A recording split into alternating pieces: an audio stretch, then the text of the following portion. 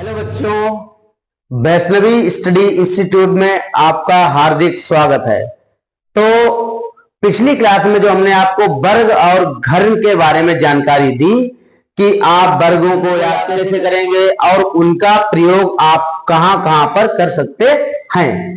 तो इस कक्षा में, इस क्लास में हम आपको बेसिक जानकारी जो है, जैसे सम संख्या क्या होती है, विषम संख्या क्या होती है, प्राकृतिक संख्या क्या होती है, और इस जानकारी को किसी चैप्टर को शुरू करने से पहले हम आपको क्यों देना चाहते हैं उसकी थोड़ी सी हम आपको बात बता दे रहे हैं। समझिए, जैसे कि मान लीजिए आपने कहा कि सर एक औसत चैप्टर जो है वो हमें पढ़ाइए आप। तो चलिए, मैंने औसत चैप्टर को शुरू कर दिया और उसमें क्या हुआ, सबसे पहला प्रश्न आया क्या कि प्रथम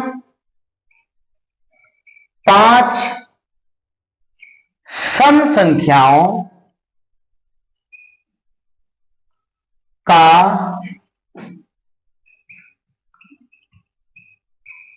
औसत ज्ञात कीजिए। प्रथम 5 सम संख्याओं का औसत ज्ञात कीजिए। तो हमने आपका ये पहला प्रश्न औसत का लिख दिया है। अब आप इसमें ये बताइए, जैसे अब आप इस प्रश्न को हल करेंगे कि प्रथम 5 सम संख्याओं का औसत ज्ञात कीजिए। तो आपको यही नहीं पता है कि सम संख्याएं जो होती हैं वो क्या होती हैं, या सम संख्याएं कहां से शुरू होती हैं, सबसे छोटी सम संख्या कौन सी होती है, और जो है सबसे बड़ी सम संख्या कौन सी होती है। इस टाइप से जब तक आपको सम, विषम, प्राकृतिक, पूर्ण और भाज्य, अभाज्य इन संख्याओं की परिभाषा और ये संख्याएं कितनी होती हैं, 1 से 100 तक अभाज्य संख्याएं कितनी होती हैं, 1 से 50 तक कितनी होती हैं, और 50 से 100 तक अभाज्य संख्याएं कितनी होती हैं। तो जब तक, अब मान लीजिए ये तो आपका पहला प्रश्न हो गया, तो जब तक आपको सम संख्या और विषम संख्या की जानकारी नहीं है तो आप तब तक इस प्रश्न को नहीं कर पाएंगे। और सुनिए, प्राकृतिक के बारे में क्या बताया, देखिए आप, जैसे इसी प्रश्न में, इसी चैप्टर में आपसे पूछा जाएगा कि 1 से 100 तक सभी प्राकृतिक संख्याओं का औसत ज्ञात कीजिए, या ये कहेगा कि प्रथम 10 प्राकृतिक संख्याओं का औसत ज्ञात कीजिए, या ये कहेगा कि प्रथम 15 पूर्ण संख्याओं का औसत ज्ञात कीजिए, या 10 से लेकर अगला प्रश्न जैसे मान लीजिए औसत में कर सकता है कि 10 से 20 तक, या 10 और 20 के बीच सभी अभाज्य संख्याओं का औसत ज्ञात कीजिए। अब आपको यही नहीं पता है कि 10 और 20 के बीच में अभाज्य संख्याएं कौन सी होती हैं, तो आप इस प्रश्न को कैसे कर पाएंगे जब तक आपको अभाज्य संख्या के बारे में नहीं पता है। तो सबसे पहले हम आपको जो बेसिक जानकारी है वो आपको जो है, बेसिक जानकारी जो है आपको देंगे। सबसे पहले, जैसा इस चैनल पर बताया जा रहा है, केवल आप उतनी ही तैयारी कर लेंगे, तब भी आप आने वाली जो 18 जनवरी की जो परीक्षा है 2025 में, इसे आप आसानी से पास कर जाएंगे। केवल आप हमारी वीडियो को देखते रहें और उसी प्रकार आप तैयारी करते रहें, तो आपको यह पता चलेगा कि इस चैनल पर आपको कितनी अच्छी क्वालिटी दी जा रही है। तो सबसे पहले हम आपको बताएंगे सम संख्या। सम संख्या, सम संख्या जिसे आप अंग्रेजी में कहते हैं इवन नंबर, इवन नंबर कहते हैं। तो सम संख्या की परिभाषा क्या होती है आप लिख सकते हैं। देखिए, सम संख्या, जो संख्या 2 से पूरी पूरी कट जाए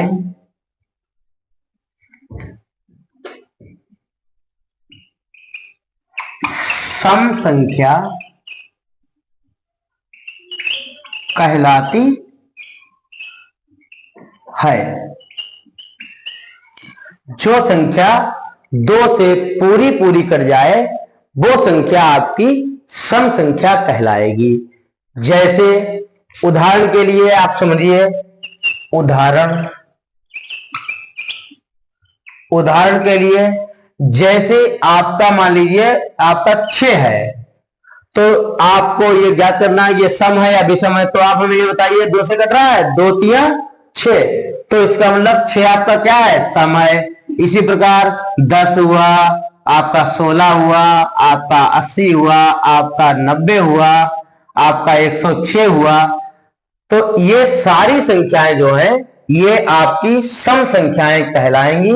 क्यों? क्योंकि ये सभी संख्याएं 2 से पूर्णतः विभाजित हैं। ये 2 से पूरी पूरी कट जाएंगी तो ये संख्याएं कहलाएंगी आपकी सम संख्याएं।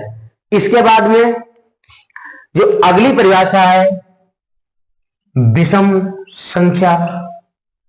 विषम संख्या जिसे आप इंग्लिश में कहते हैं ऑड नंबर।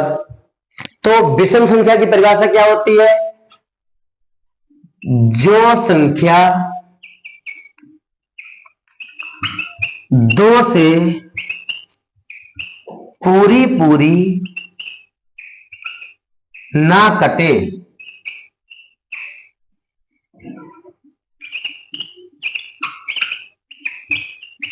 विषम संख्या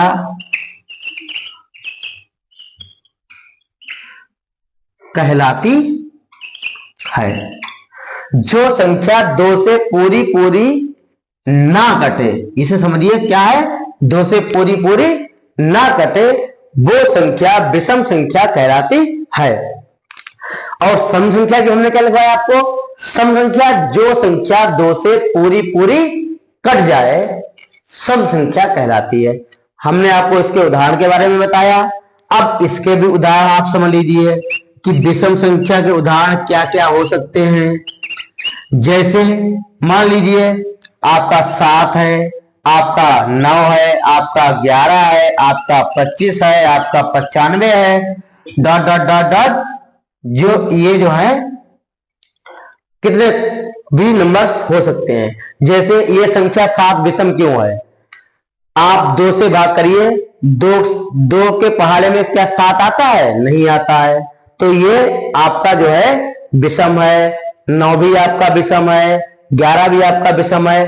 कहने का मतलब ये जो संख्याएं आपकी लिखी गई हैं इनमें से कोई भी संख्या 2 से पूरी पूरी नहीं कटेगी, और जो संख्या 2 से पूरी पूरी नहीं कटती है विषम संख्या कहलाती है, और जो संख्या 2 से पूरी पूरी कट जाए वो संख्याएं आपकी सम संख्याएं कहलाती हैं। तो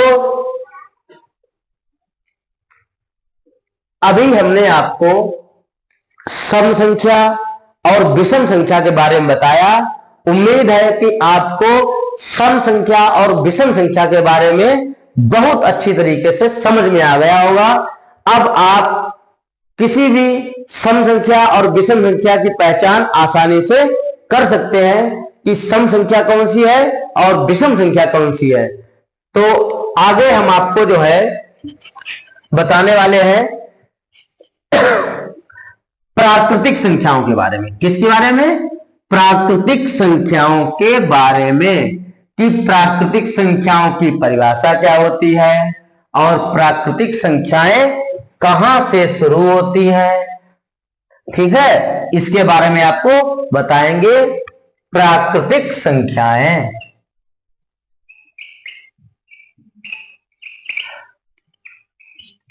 प्राकृतिक संख्याएं जिसे आप इंग्लिश में कहते हैं नेचुरल नंबर्स। प्राकृतिक संख्याएं अंग्रेजी में कहते हैं आप नेचुरल नंबर्स। तो इसकी परिभाषा हम लिखेंगे। देखिए आप क्या होती है परिभाषा?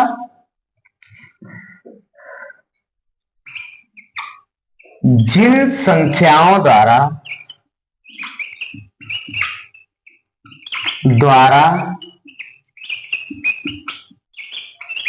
वस्तुओं की गणना की जाती है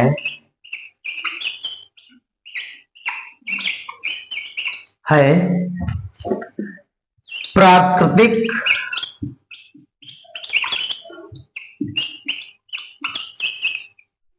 संख्याएं कहलाती हैं।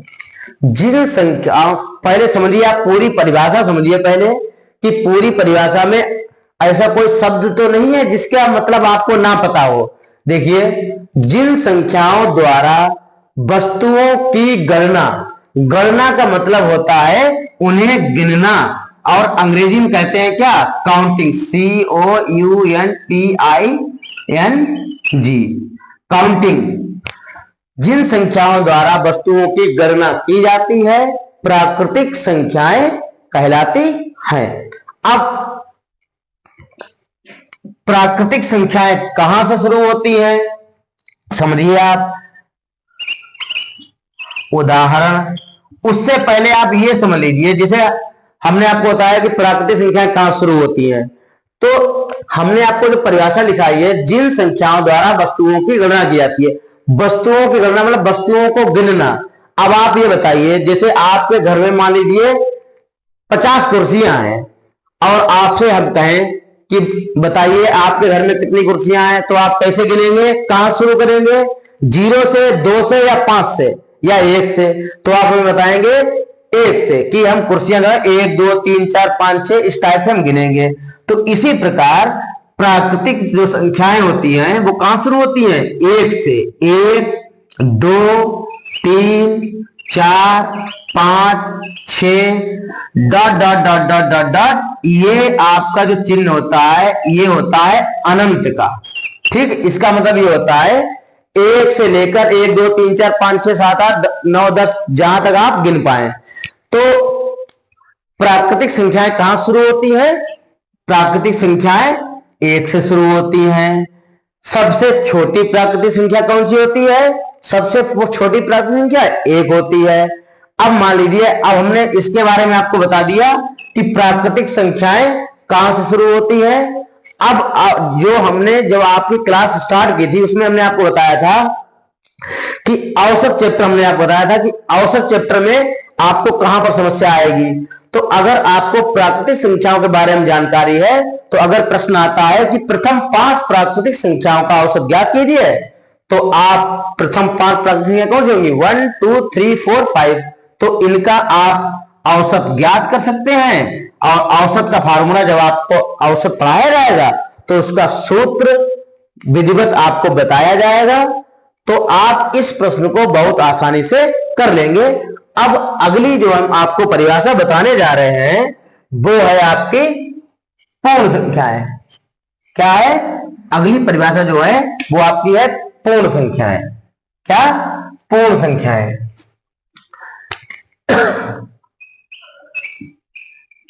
पूर्ण संख्याएं जिन्हें आप अंग्रेजी में कहते हैं होल नंबर्स। क्या कहते हैं, होल नंबर्स। अब इसकी परिभाषा क्या होती है वो समझिए आप।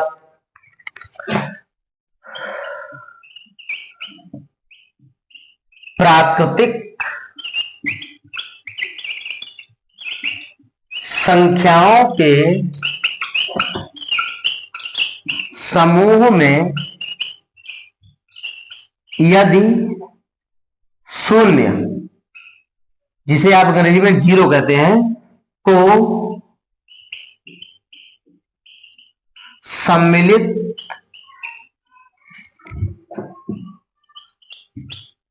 कर लेने से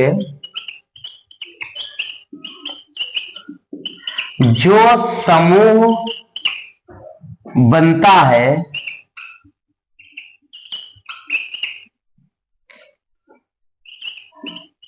वे पूर्ण संख्याएं कहलाती हैं। कहलाती है। अब आप समझिए, फिर से परिभाषा को देखिए आप। पूर्ण संख्याएं प्राकृतिक संख्याओं के समूह में यदि जीरो को सम्मिलित कर लेने से जो समूह बनता है वे पूर्ण संख्याएं कहलाती है। अब प्राकृतिक संख्या क्या, अब उदाहरण समझिए आप, इसका मतलब क्या है। अभी हमने आपको बताया कि प्राकृतिक संख्याएं एक से शुरू होती हैं, 1 2 3 4 5 डॉट डॉट डॉट डॉट, ये आपका अनंत हो गया। ठीक है, ये तो आपकी हो गई प्राकृतिक संख्याएं। अब पूर्ण संख्याएं क्या होती हैं, प्राकृतिक संख्याओं के समूह में, ये जो प्राकृतिक संख्याओं का जो समूह है इसमें अगर हम जीरो को भी मिला लें, सम्मिलित करने का मतलब होता है उसे मिला लेने पर, तो अगर हम इधर जीरो को मिला लें तो अब ये जो संख्याएं बन गई हैं ये सारी आपकी हैं कौन सी, ये सारी आपकी हैं पूर्ण संख्याएं। ठीक है, अब क्या है इसमें देखिए समझिए आप। अब अगर प्रश्न आता है कि सबसे छोटी पूर्ण संख्या क्या होती है तो आप जीरो बताएंगे, या प्रश्न आता है कि पूर्ण संख्याएं कहां से शुरू होती है तो आप बताएंगे कहां से, जीरो से शुरू होती है। ठीक है, इस टाइप से अगर आपसे पूछा जाएगा कि प्रथम 5 पूर्ण संख्याओं का औसत ज्ञात कीजिए तो आप लिखेंगे 0 1 2 3 4, ये प्रथम 5 पूर्ण संख्याएं हो गई और आप इनका औसत निकाल सकते हैं। औसत का सूत्र लगा के राशियों का योग बटे राशियों की संख्या, आपका आंसर आ जाएगा। लेकिन जब तक आपको पूर्ण संख्याओं के बारे में जानकारी ही नहीं है तो आप इस सवाल को कैसे कर पाएंगे। ठीक है, तो सबसे पहले इन सभी परिभाषाओं को आपको याद करना है और इसके आगे हम आपको जो है सम संख्याएं बता चुके हैं, विषम बता चुके हैं, प्राकृतिक बता दिए हैं और पूर्ण संख्याओं के बारे में भी बता चुके हैं। और अब हम इसके बाद में आपको जो है अभाज्य संख्याओं के बारे में बताएंगे। किसके बारे में, अभाज्य संख्याओं के बारे में। ये बहुत इंपॉर्टेंट है। देखिए आप, अभाज्य संख्या जिसे आप अभाज्य संख्या या अभाज्य संख्याएं जिसे आप अंग्रेजी में कहते हैं प्राइम नंबर्स। क्या कहते हैं, प्राइम नंबर्स। अब इसकी परिभाषा क्या होती है और अभाज्य संख्याएं कहां शुरू होती है, कितनी होती है, क्या होती है, ये सब अभी हम आपको बताएंगे। अभाज्य संख्या की परिभाषा क्या होती है, जो संख्या एक और स्वयं को छोड़कर किसी अन्य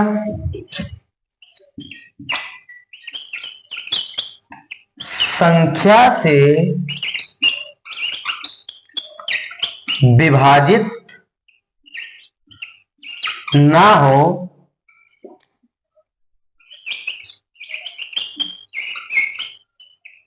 अभाज्य संख्या कहलाती है।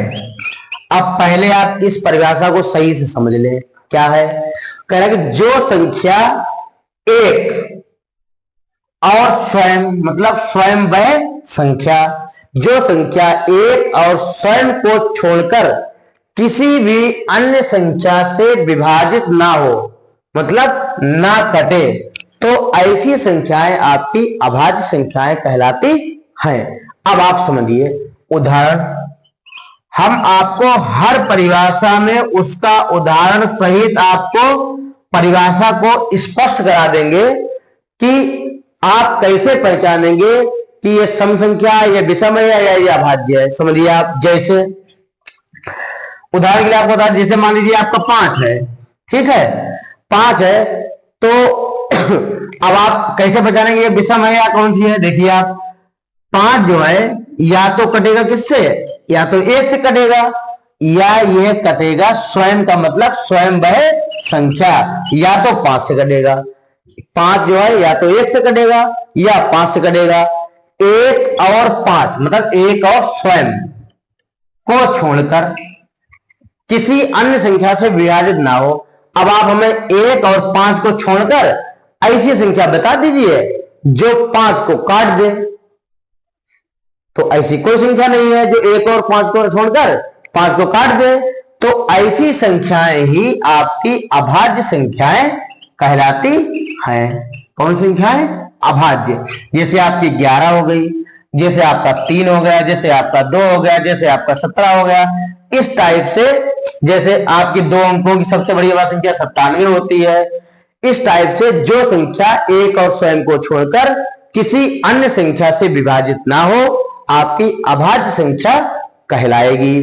अब इसमें इसे याद करने का जो है आपको फायदा कहां पर मिलेगा। जैसे प्रश्न आ जाएगा कि प्रथम 10 अभाज्य संख्याओं का औसत ज्ञात कीजिए।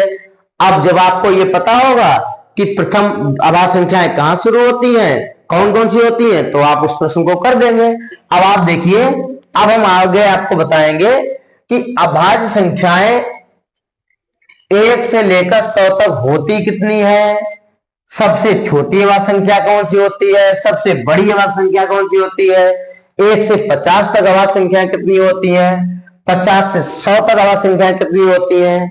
देखिए आप, जैसे अब हम आपको अगली हेडिंग आप डालेंगे 1 से 100 तक अभाज्य संख्याएं। 1 से 100 तक अभाज्य संख्याएं कौन कौन सी होती हैं, समझिए आप। पहले आप इधर देखेंगे और समझेंगे कौन कौन होती है। पहली 2, 3, 5, 7, 11, 13, 17, 19, 23, 29, 31, 37, 41, 43, 47, 53, 59, 61, 67, 71, 73, 79, 83, 89 और आपकी 97। अब आप समझिए 1 से लेकर 100 तक अभाज्य संख्याएं कौन कौन सी होती हैं। पहले आप इन्हें गिन लेंगे एक बार। 1, 2, 3, 4, 5, 6, 7, 8, 9, 10, 11, 12, 13, 14, 15, 16, 17, 18, 19, 20, 21, 22, 23, 24 और 25। तो अभी हम आपको पॉइंट वाइज आपको लिखाएंगे तो आपको समझ में आ जाएगा। देखिए आप, नंबर 1, 1 से 100 तक कितनी अभाज्य संख्याएं होती हैं? 15 25 अभाज्य संख्याएं होती हैं। 1 से 100 तक आप गिन सकते हैं। 1 से 100 तक 25 अभाज्य संख्याएं होती हैं। अगर आपसे यह पूछा जाए 1 से 50 तक कितनी अभाज्य संख्याएं होती हैं, 1 से 50 तक कितनी अभाज्य संख्या होती है, तो 1 से 50 तक फिर से गिनिए। 50 कहां पे होता है? यहां पर। ये यहां से जब आप यहां तक गिनेंगे तो आपका 15 हो जाएगा। देखिए 1 2 3 4 5 6 7 8 9 10 11 12 13 14 15। तो 1 से 50 तक कितनी होती है? 1 से 50 तक अभाज्य संख्याएं होती है कितनी? 15 अभाज्य संख्याएं होती हैं।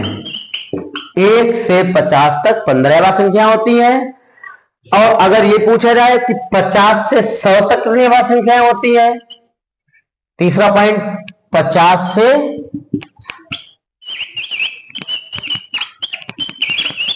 100 तक 1 2 3 4 5 6 7 8 9 10, 50 से 100 तक टोटल 10 अभाज्य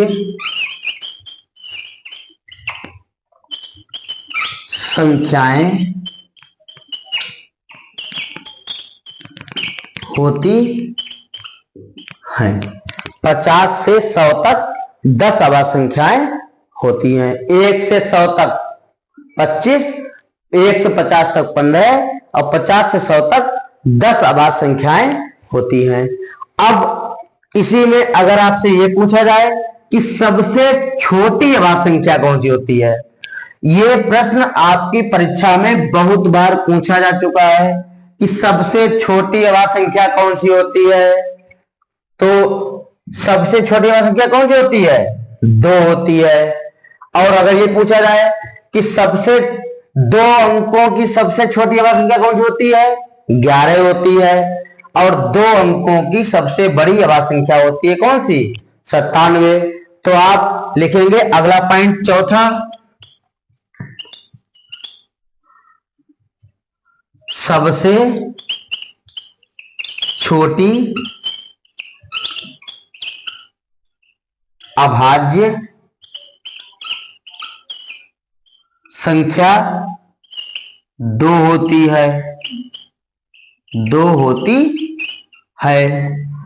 अगला 5वां नंबर, 2 अंकों की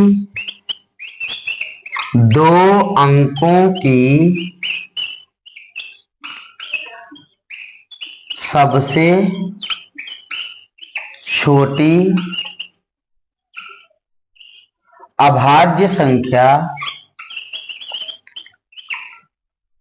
11 होती है। ये 2 अंकों की सबसे छोटी अभाज्य संख्या 11 होती है। अगला पॉइंट देखेंगे आप 6 नंबर, 2 अंकों की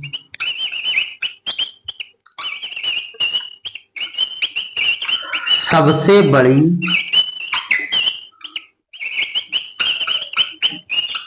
अभाज्य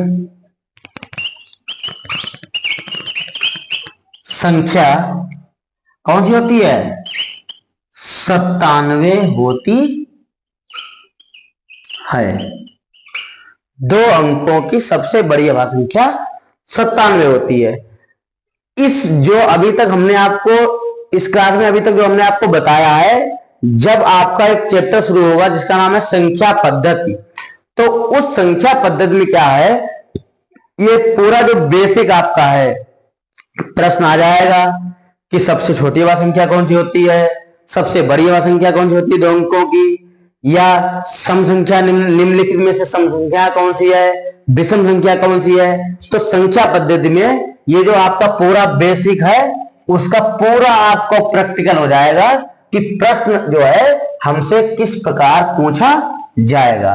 तो आपको यह भी याद कर लेना है कि 1 से 100 तक अभाज्य संख्याएं कौन कौन सी होती है, 1 से 100 तक अभाज्य संख्याएं कितनी होती है, 1 से 50 तक कितनी होती है, और 50 से 100 तक अभाज्य संख्याएं कितनी होती है। सबसे छोटी अभाज्य संख्या कौन सी होती है, 2 अंकों की सबसे छोटी कौन सी होती है, 2 अंकों की सबसे बड़ी अभाज्य संख्या कौन सी होती है। तो ये सब आप जो है याद कर लेंगे, ठीक है। और इसके बाद में एक आता है भाज्य संख्याएं। भाज्य संख्याओं को हम आपको जो है थोड़ा शॉर्ट में ही समझा दे रहे हैं, आप समझ जाएंगे। भाज्य संख्याएं समझिए आप। तो आपको अभी हमने बताया अभाज्य संख्याएं 1 से 100 तक जो 25 अभाज्य संख्या होती हैं, 1 से 100 तक जो 25 अभाज्य संख्या होती हैं, उन 25 के अलावा जितनी संख्याएं बचती हैं वो सारी संख्याएं आपकी भाज्य कहलाती हैं। जैसे भाज्य संख्याओं की परिभाषा होती है कि वे संख्याएं जो किसी ना किसी से कट जाएं आपकी भाज्य संख्याएं कहलाती हैं। जैसे आपका जो है 75 हो गया, ये 75 जो है आप 5 से भी कटेगा, 15 से भी कटेगा और 25 से भी कटेगा। मतलब जो संख्या किसी ना किसी से कट जाए, जैसे आपका 6 है, आपका 2 से भी कटेगा, आपका 3 से भी कटेगा। तो आपका जो है जो संख्या किसी न किसी से कट जाए वो आपकी भाज्य कहलाती है, और जो संख्या एक और स्वयं को छोड़कर किसी से ना कटे वह संख्या आपकी अभाज्य संख्या कहलाती है। तो इसके बाद में आता है आपका अनुवर्ती संख्या और पूर्ववर्ती संख्या। अनुवर्ती संख्या क्या होती है, पूर्ववर्ती संख्या क्या होती है, उसकी परिभाषा क्या होती है। ठीक है, जो आपका जो पहला चैप्टर संख्या पद्धति है उसमें आपसे हर टाइप का प्रश्न पूछा जाएगा। तो आप लिखेंगे अगला अनुवर्ती संख्या। अनुवर्ती संख्या, अनुवर्ती संख्या की परिभाषा क्या होती है। तो अनुवर्ती संख्या क्या परिभाषा होती है, देखिए आप किसी संख्या में यदि एक जोड़ देने पर हमें जो संख्या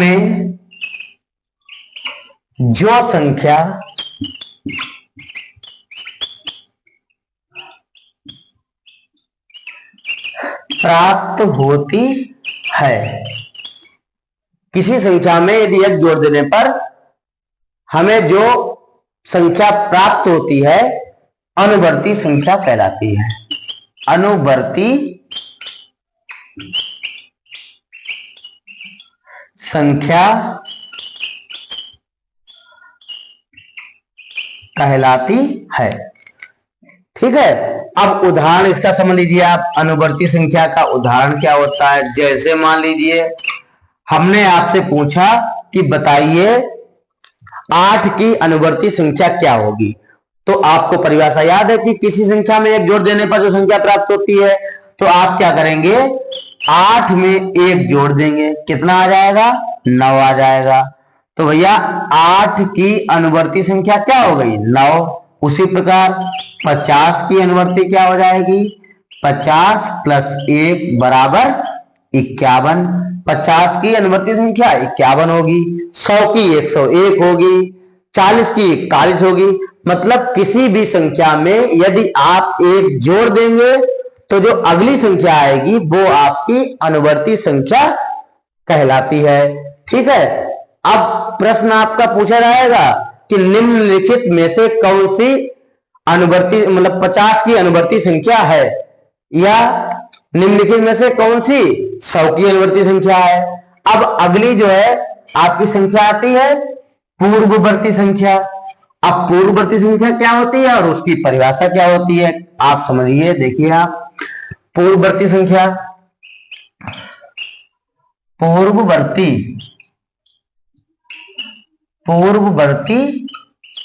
संख्या क्या होती है, देखिए आप किसी संख्या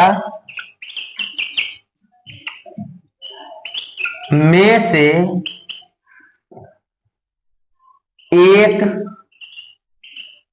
घटा देने से जो संख्या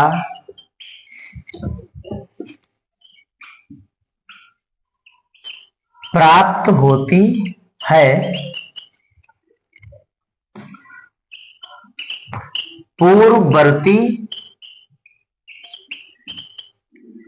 पूर्ववर्ती संख्या कहलाती है। समझिए आप, किसी संख्या में से यदि आप एक घटा देंगे तो जो संख्या आपको प्राप्त होगी वो आपकी पूर्ववर्ती संख्या कहलाती है। जैसे उदाहरण इसका भी आप समझिए, हर परिभाषा का उदाहरण समझिए तभी आपको समझ में आएगा कि आखिर इस परिभाषा का मतलब क्या है, तभी आपका क्लियर हो पाएगा। जैसे अभी हमने आपको बताया था 8 की अनुवर्ती संख्या क्या होगी। अब यहीं पे हम आपको दे रहे हैं कि बताइए कि 8 की पूर्ववर्ती संख्या क्या होगी। तो अनुवर्ती में एक जोड़ते हैं, पूर्ववर्ती में क्या करते हैं घटाते हैं। तो 8 की पूर्ववर्ती क्या हो जाएगी? 7 हो जाएगी। 50 की पूर्ववर्ती क्या हो जाएगी? 1 घटा देंगे, 49 हो जाएगी। इसी प्रकार 1000 की पूर्ववर्ती क्या हो जाएगी? 1000 में से 1 घटा देंगे, आपका आ जाएगा 999। तो ये सभी आपकी पूर्ववर्ती संख्या है। 8, 50 और 1000 की सारी पूर्ववर्ती संख्या है। अब समस्या ये है, मान लीजिए आपको अनुवर्ती और पूर्ववर्ती संख्या की परिभाषा नहीं याद रह गई, तो आप कैसे पता लगाएंगे कि इसकी पूर्ववर्ती संख्या क्या है, अनुवर्ती संख्या क्या है? तो आपको हम बता दे रहे हैं, समझिए। आप नाम से ही पता लगा लेंगे कि इसकी अनुवर्ती क्या है और पूर्ववर्ती क्या है। समझिए आप, अनुवर्ती संख्या, अनुवर्ती संख्या, और दूसरी आपकी थी कौन सी? पूर्ववर्ती संख्या। पूर्ववर्ती संख्या आप कैसे पता लगाएंगे? देखिए आप, हमने आपको बताया अनुवर्ती संख्या में 1 जोड़ देंगे, पूर्ववर्ती में घटा देंगे। दूसरी तरीके से आप कैसे याद कर सकते हैं? देखिए आप, तो अनुवर्ती का पहला अक्षर क्या है? आ है, तो आ से होता है आगे वाली संख्या।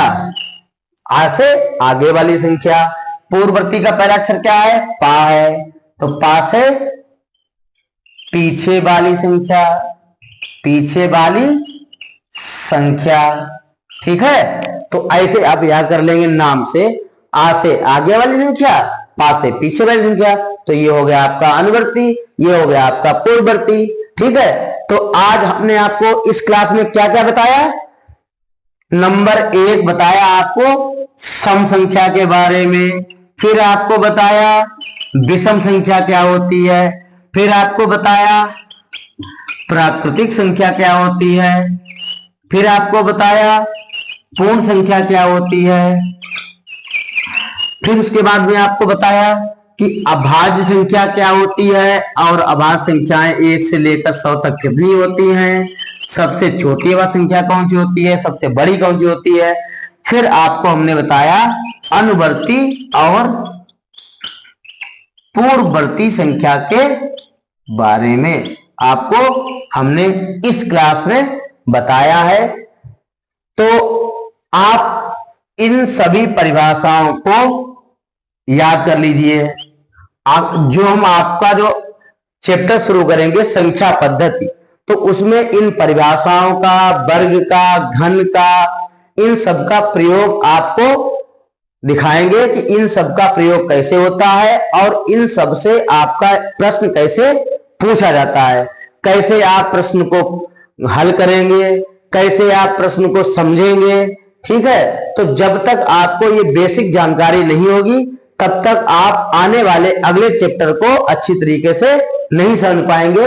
इससे पहले आपको ये सारी चीजें आपको याद करनी है, और इसके बाद में जो अगली क्लास में हम आपको बताएंगे कि आपका जो है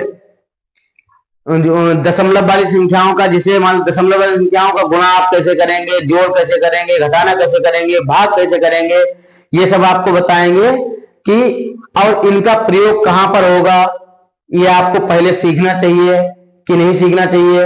आप कहां पर फंसेंगे, जैसे आपका कोई चैप्टर है उसमें मान लीजिए आपको दशमलव वाला जोड़ करना है और आपको दशमलव वाला जोड़ नहीं आ रहा है, तो उससे पहले आपको दशमलव वाली संख्याओं का जोड़ सीखना होगा, घटाना सीखना होगा, गुणा सीखना होगा और भाग सीखना होगा। तो आगे आपका ये कुछ क्लासों में आपका ये बेसिक कंप्लीट हो जाएगा। उसके बाद में हम आपका जो है चैप्टर शुरू करेंगे संख्या पद्धति, और आपको बताएंगे। और आप जब इस चैनल पर आपकी संख्या पद्धति पूरी हो जाए तो आप जो आपके मार्केट में, आपके शहर में, आपके गांव में नवोदय विद्यालय की जो भी किताब मिल रही है, आप किसी भी किताब को उठाकर देख लेना। आपसे संख्या पद्धति का ऐसा कोई सवाल नहीं होगा जो आपसे हल ना हो जाए। लगभग आपसे सारे सवाल हल हो जाएंगे जो आप आपको हमने ये बताया है कि जब आप ये सारी चीजें याद कर लेंगे, समझ लेंगे, तो आपसे ऐसा कोई सवाल नहीं होगा जो आपसे हल नहीं हो जाएगा। लेकिन आपको ये सब तैयार करना है, ठीक है। आराम से आप इसे तैयार करिए। फिर हम मिलते हैं अगली क्लास में दशमलव का जोड़, घटाना, गुणा और भाग, ठीक है, ये आपको बताएंगे। फिर उसके बाद में थोड़ा थोड़ा हम आपको जो है हल्का सा, क्योंकि समय कम है परीक्षा का, तो हम आपको थोड़ा थोड़ा जो है शॉर्ट में बता देंगे, तो आप जो है आराम से उसे समझ लेंगे कि हम दशमलव का जोड़, घटाना, गुणा, भाग कैसे करेंगे, या फिर भिन्नों का जोड़, घटाना, गुणा, भाग कैसे करेंगे। जैसे आप 1/2 और 3/4 को आप कैसे जोड़ेंगे, ठीक है। ये चीज जब तक आपको नहीं आएगी, जब तक आपको भिन्नों का जोड़, घटाना, गुणा, भाग नहीं आएगा, तब तक आप सरलीकरण के प्रश्नों को सॉल्व नहीं कर पाएंगे। या जब तक आपको साधारण भिन्न को मिश्र भिन्न में कैसे बदलते हैं या मिश्र भिन्न को साधारण भिन्न में कैसे बदलते हैं, तो जब तक आपको यह नहीं आएगा, तब तक आप किसी न किसी प्रश्न के उत्तर को निकालने में आप फंस जाएंगे। कैसे? जैसे मान लीजिए आपका उत्तर आ रहा है 5/2, उत्तर आ रहा है आपका 5/2 और किताब में 5/2 दिया नहीं है या पेपर में 5/2 दिया नहीं है, तो आप कंफ्यूज हो जाएंगे कि हमारा 5/2 आ रहा है, उसमें कुछ और आ रहा है, उसमें मिश्र भिन्न दे रहा है। तो जब तक आप साधारण भिन्न को मिश्र भिन्न में, जब तक आप साधारण भिन्न को मिश्र भिन्न में बदलना नहीं सीख पाएंगे, तब तक आप अपने प्रश्न को या उसके उत्तर को सही से मैच नहीं कर पाएंगे कि कौन सा हमारा उत्तर सही है।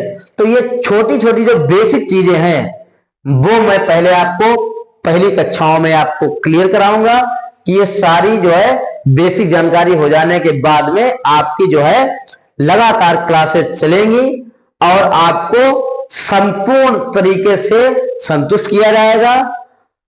इस ऑनलाइन चैनल पर आपको जो है किसी प्रकार की कोई शिकायत नहीं मिलेगी। यदि आपको कोई भी चीज समझ में नहीं आ रही है तो आप कमेंट के द्वारा आप जो है अपनी समस्या डाल सकते हैं और मैं आपको अगली कक्षा में जो आपकी समस्या है उसका सॉल्यूशन करा दूंगा, उसका हल करा दूंगा, ठीक है। तो आप किसी प्रकार की समस्या के लिए आप कमेंट कर दें और आप अपनी समस्या का हल अगले दिन आपको मिल जाएगा।